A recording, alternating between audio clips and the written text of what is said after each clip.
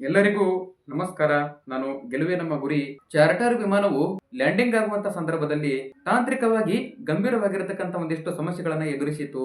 ಆದ್ರೆ ಆ ಒಂದು ಪೈಲಟ್ ಲ್ಯಾಂಡ್‌ಗೆ ಮುಂದಾದಾಗ ಆ ವಿಮಾನದಲ್ಲಿರುವಂತ ಎಲ್ಲಾ ಸಮತೋಲನ ಹದಗೆಟ್ಟು ಹೋಗಿದೆ. ಆದ್ರೆ ಈ ಒಂದು ತಾಂತ್ರಿಕ ವೈಫಲ್ಯದ ನಂತರ ಕೆಲವು ಕ್ಷಣಗಳಲ್ಲಿ ವಿಮಾನ ಸಂಪೂರ್ಣವಾಗಿ ಅದರ ಒಂದು ನಿಯಂತ್ರಣವನ್ನ ತಪ್ಪಿದೆ.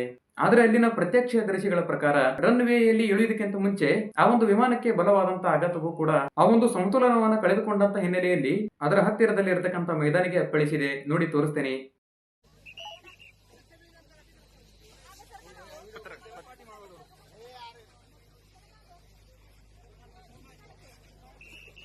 ಆದರೆ ಡಿಕ್ಕಿ ಹೊಡೆದಂತಹ ಒಂದು ಹಿನ್ನೆಲೆಯಲ್ಲಿ ಭಾರಿ ಪ್ರಮಾಣದ ಒಂದು ಸ್ಫೋಟವನ್ನು ಕೂಡ ಸಂಭವಿಸಿದೆ. ವಿಮಾನವು ಸಂಪೂರ್ಣವಾಗಿ ಬೆಂಕಿಗೆ ಆಹುತಿಯಾಗಿದೆ. ಆದ್ರೆ ಅಲ್ಲಿನ ನಾಗರಿಕ ವಿಮಾನಯಾನ ನಿರ್ದೇಶನಾಲಯ, ಅಲ್ಲಿನ ತನಿಖಾ ಸಂಸ್ಥೆಗಳು ತಾಂತ್ರಿಕವಾಗಿ ಅಲ್ಲಿನ ಕಾರಣಗಳು ಕೂಡ ಆ ವಿಮಾನದಲ್ಲಿರುವಂತಹ 6 ಜನ ಮೃತಪಟ್ಟಿದ್ದಾರೆ ಎಂದು ಅಲ್ಲಿನ ನಿರ್ದೇಶನಾಲಯ ತಿಳಿಸಿದೆ. ಆದರೆ ಬೆಳಗಿನ ಸಮಯದಲ್ಲಿ 8 ಗಂಟೆ 45 ನಿಮಿಷದ ಸುಮಾರಿಗೆ ಈ ಒಂದು ದುರ್ಘಟನೆಯನ್ನ ಸಂಭವಿಸಿದೆ.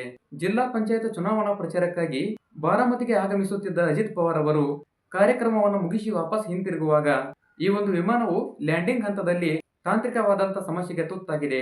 ಈ ಒಂದು ರನ್ ವೇ ಮೇಲೆ ತುರ್ತು ಭೂಸ್ಪರ್ಶವನ್ನು ಮಾಡಲಿಕ್ಕೆ ಯತ್ನಿಸಿರುವಂತಹ ಈ ಒಂದು ಸಂದರ್ಭದಲ್ಲಿ ವಿಮಾನ ಅಪ್ಪಳಿಸಿದಂತಹ ಒಂದು ಕ್ಷಣಾರ್ಧದಲ್ಲಿ ಬೆಂಕಿಯನ್ನ ಹೊತ್ತಿಕೊಂಡಿದೆ. ಸ್ಥಳಕ್ಕೆ ರಕ್ಷಣಾ ಪಡೆಗಳು ಧಾವಿಸಿದ್ದಾರೆ.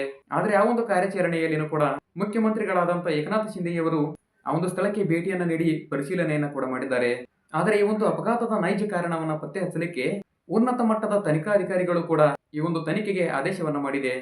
ಎಷ್ಟೋ ದಶಕಗಳು ಕಳೆದರೂ ಕೂಡ ಮಹಾರಾಷ್ಟ್ರ ಆಡಳಿತದಲ್ಲಿ ಪ್ರಮುಖ ಪಾತ್ರವನ್ನು ವಹಿಸಿರತಕ್ಕಂತ ಅಜಿತ್ ಪವಾರ್ ಅವರ ಅಗಲಿಕೆಗೆ ರಾಜಕೀಯ ವಲಯದಲ್ಲಿ ತುಂಬಲಾರದಂತ ನಷ್ಟವನ್ನ ಉಂಟು ಮಾಡಿದೆ.